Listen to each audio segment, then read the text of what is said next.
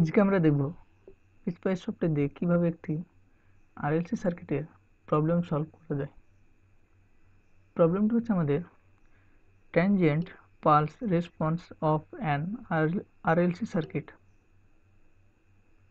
প্রথমে আমরা সফটওয়্যারটি ওপেন করি। আপনারা বিভিন্ন অপশন দেখতে পাচ্ছেন। আমরা আমাদের প্রবলেমটি সলভ করার জন্য স্পাইস এডি স্টুডেন্ট সিলেক্ট করি। স্পাইস এডি স্টুডেন্ট হচ্ছে mixed analog and digital circuit simulation. প্রথমে আমরা ফাইলে গিয়ে নিউ টেক্সট ফাইলে ক্লিক করলাম। তার আগে বলে দিই যে ফরম্যাট অফ সার্কিট ফাইলটা হচ্ছে title, circuit description, analysis description, output description এবং এন্ড। এখন আমরা আমাদের সার্কিটটি দেখে আসি। আপনারা দেখতে পাচ্ছেন একটি আরএলসি সার্কিট। এখানে আমাদের AC voltage source, resistor R1 2 ohm, inductor L1 5 microhenry, capacitor C1 10 microfarad এবং নোডগুলো আমাদের 1 2 3 এবং গ্রাউন্ডের নোড 0। এই মানগুলো আমরা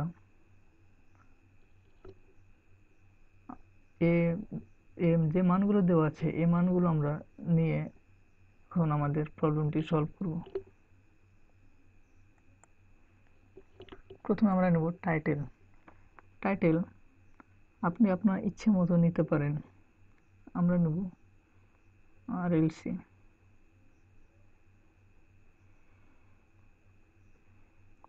সার্কিট। এখন আমরা নেব ইনপুট ভোল্টেজ। এটা ছিল আমাদের ভোল্টেজ সোর্সটা ছিল আমাদের 1 এবং 0 নোডের মধ্যে। প্রথমে যে নোডটা থাকে সেটা আমাদের পজিটিভ নোড এবং তারপরে নেগেটিভ। এখন আমরা নেব পালস। তার আগে আমরা পালস ওয়েভফর্মের জেনারেল ফর্মটা দেখে আসি।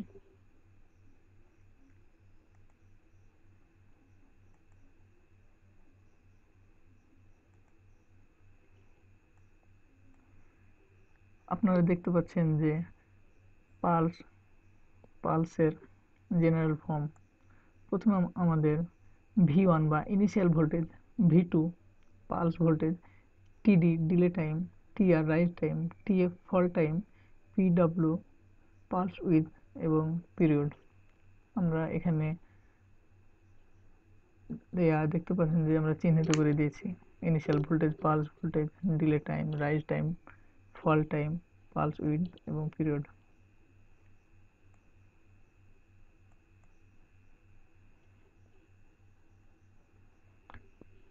এখন আমরা দেখব যে আমাদের পালস ওয়েভফর্ম বা আইডিয়াল পালস ইনপুট যেটা আমাদের প্রবলেমে দেওয়া আছে।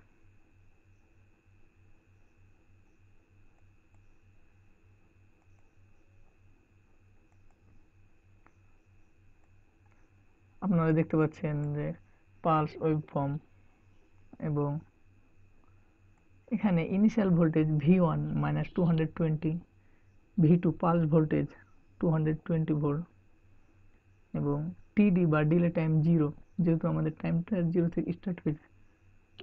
যদি এটা 0 থেকে স্টার্ট না হতো, একটু দূরে বা একটু সরে গিয়ে হতো, তাহলে সেক্ষেত্রে আমাদের ডিলে টাইমটা চেঞ্জ হতো TD। এবং TR বা রাইজ টাইম এইটুকু, এটা 1 ন্যানো সেকেন্ড, যেটা অনেক ক্ষুদ্র। এবং TF বা ফল টাইম 1 ন্যানো সেকেন্ড এবং PW বা পালস উইথ এখানে এইটুকু আমাদের এটার মান হচ্ছে 100 এবং পিরিয়ডটা আমাদের হচ্ছে যে এক সাইকেল সম্বন্ধে যে টাইমটা আমাদের লেগেছে বা 200 মাইক্রোসেকেন্ড। এবং যদি এখানে টিডি বা ডেইলি টাইমটা চেঞ্জ হতো, সেক্ষেত্রে এখানে টিআর টিএফও চেঞ্জ হতো। তো যা হোক, এই মানগুলো আমরা এখন আমাদের পিসপাই সফটওয়্যারে বসিয়ে আমাদের প্রবলেমটি সলভ করব। V1 বা ইনিশিয়াল ভোল্টেজ আমরা দেখলাম মাইনাস 220 ভোল্ট। পালস ভোল্টেজ দেখলাম 220 ভোল্ট। টিডি বা ডিলে টাইমটা আমরা দেখলাম যে 0। টিআর বা রাইজ টাইমটা হচ্ছে 1 ন্যানো সেকেন্ড। টিএফ বা ফল টাইমটা হচ্ছে 1 ন্যানো সেকেন্ড। এবং পালস উইথটা আমরা দেখলাম 100 মাইক্রোসেকেন্ড। এবং টোটাল মানে পিরিয়ডটা দেখলাম আমরা 200 মাইক্রোসেকেন্ড।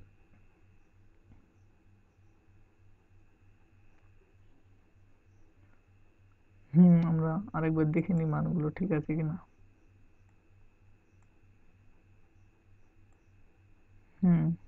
আমাদের মানগুলো ঠিকই আছে, আমরা দেখতে পাচ্ছি।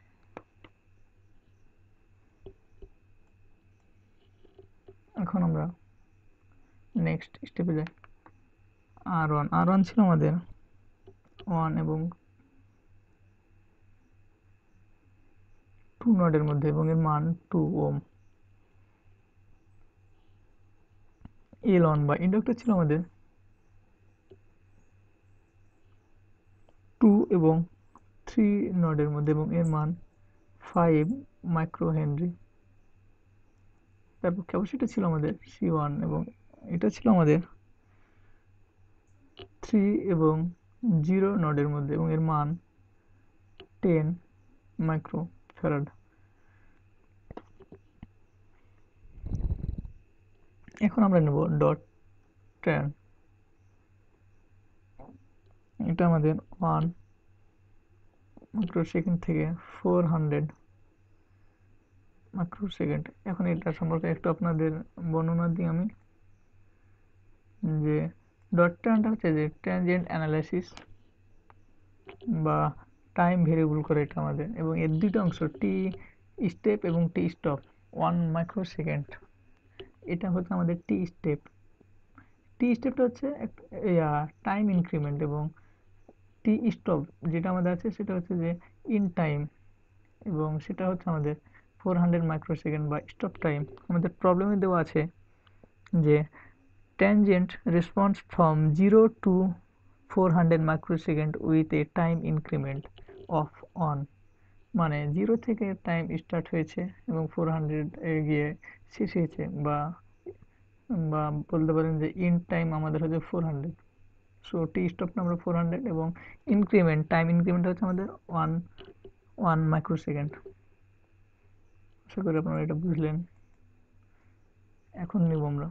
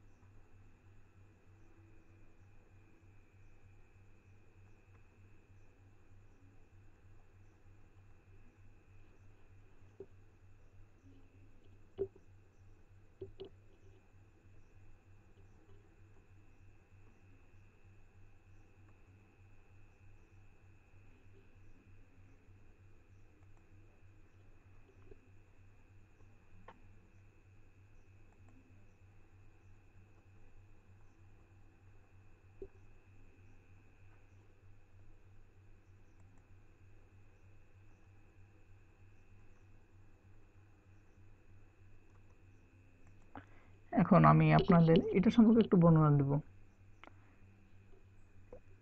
এটা হচ্ছে আমাদের, আপনার এখানে এখানে দেখছেন যে আমরা নিলাম VR1, VL1 এবং VC1। এর মানে হলো রেজিস্টর, ইন্ডাক্টর, ক্যাপাসিটর এর মধ্যে যে ভোল্টেজ পাওয়া যাবে তার মানগুলো দেখব আমরা। এই জন্য আমরা প্রিন্ট কমান্ড ইউজ করেছি, এবং VR1, VL1, VC1 এগুলোকে আমরা আউটপুট ভেরিয়েবল বলতে পারি। প্রিন্টে আমাদের ম্যাক্সিমাম 8 আউটপুট ভেরিয়েবল নেওয়া যায়। এখন আমরা নেব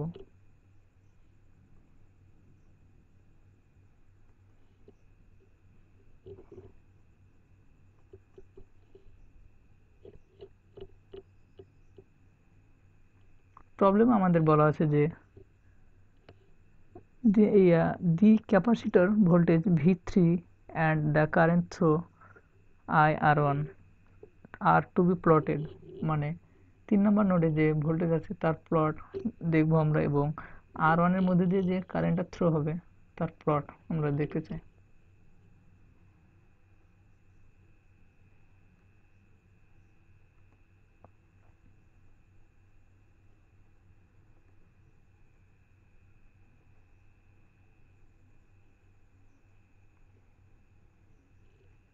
এখন আমরা ইউজ করব ডট প্রব। এটা আমাদের প্রবলেমে বলা আছে যে ডট প্রব কমান্ড ইউজ করে, এবং ডট প্রবটা হচ্ছে যে গ্রাফিক্যাল ওয়েবফর্ম অ্যানালাইজার বা presentation and post processing simulation result. এখন আমরা ইউজ করব ডট ইন্ট। এটা হচ্ছে আমাদের ইন্ট অফ সার্কিট ফাইল। আমাদের মানগুলো ঠিক আছে কিনা তার জন্য আরেকবার সার্কিট আমরা দেখে নিই। আমরা দেখছি আর ওয়ান 1 এবং 2 এর মধ্যে এবং এর মান 2 ওহম, এল ওয়ান বা ইন্ডাক্টর 2 এবং 3 এর মধ্যে এবং এর মান 5 micro henry. Capacitor C one আমাদের 3 এবং 0 এর মধ্যে এবং এর মান 10 মাইক্রোফ্যারাড, এবং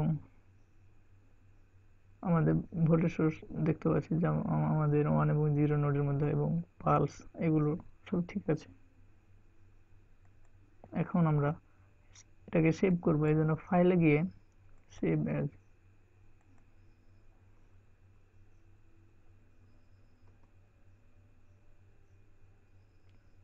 ডট সিআইআর।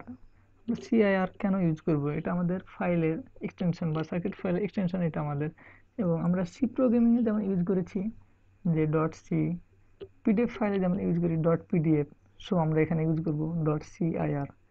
এবং সেভার টাইপটা আমাদের ঠিক করা লাগবে সার্কিট ফাইল। এখন আমরা এটাকে রান করানোর জন্য ওপেন করব। আমাদের এটা সেভ আছে নাসিম 35, এবং আমরা ফাইল অফ টাইপ এটাকে ঠিক করে নেব, সার্কিট ফাইল করে নেব। এখন আমরা এটা ওপেন করি। এখন আমরা এটাকে রান করবো, এই জন্য আমাদের সিমুলেশনে গিয়ে রান অপশন আছে, অথবা বাইরে আমাদের রান অপশন আছে, এখানে ক্লিক করলাম। এখন আমরা প্রিন্টে যে আউটপুট ভেরিয়েবলগুলো ডিক্লেয়ার করেছি তার মানগুলো দেখব, বা বা রেজিস্টর, ইন্ডাক্টর, ক্যাপাসিটরের যে মানগুলো পাওয়া যাবে আমরা সেগুলো দেখব, যে ভোল্টেজের মানগুলো পাওয়া যাবে। এই জন্য আমরা ভিএ গিয়ে আউটপুট ফাইলে ক্লিক করলাম। আপনারা দেখতে পাচ্ছেন যে V R one, V L one, V C one, মানে রেজিস্টর, ইন্ডাক্টর, ক্যাপাসিটর মধ্যে ভোল্টেজের মানগুলো।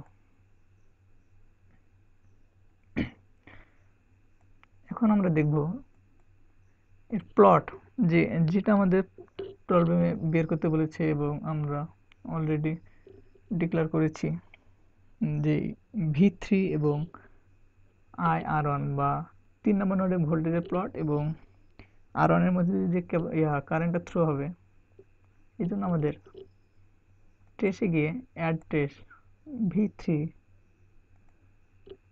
আমরা সিলেক্ট করলাম, এরপর ওকে। এখন আমরা এর প্লটের জন্য প্লটে গিয়ে অ্যাড ওয়াই অ্যাক্সিস, এটা আমাদের ভি3 এর প্লট। এখন আমাদের আরেকটি ছিল IR1, এবং আমরা যদি সেম উইন্ডোতে আরেকটি প্লট দেখতে চাই তাহলে প্লটে গিয়ে অ্যাড প্লট টু উইন্ডো এনে ক্লিক করলাম, এবং আমরা IR1 সিলেক্ট করব, IR1। এবং এটার প্লট দেখব আমরা।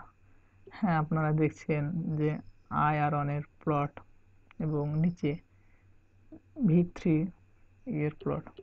এখন আপনারা চাইলে এই দুটোকে একসাথে দেখতে পারেন, এবং এই জন্য আমরা উইন্ডোতে গিয়ে নিউ উইন্ডো, এখন আমরা আমাদের আউটপুট ভেরিয়েবলগুলো সিলেক্ট করি।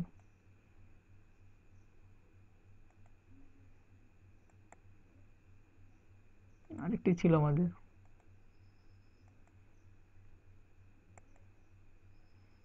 এখন আমরা এর প্লট দেখব।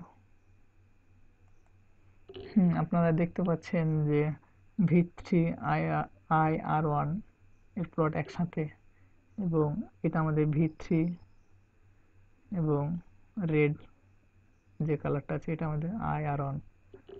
তো যা হোক, আমাদের কাজ শেষ মোটামুটি, এবং আপনারা আশা করি বুঝতে পেরেছেন এবং এই ধরনের বা এ রিলেটেড যত প্রবলেম থাকবে আপনারা সলভ করতে পারবেন। এবং আপনারা অবশ্যই টিউটোরিয়ালের পাশাপাশি বইটা একটু ভালো করে পড়বেন। বই পড়লে আপনারা আরও বিস্তারিত জানতে পারবেন। যাই হোক, আমি নাসিম, দেখা হবে পরের টিউটোরিয়ালে।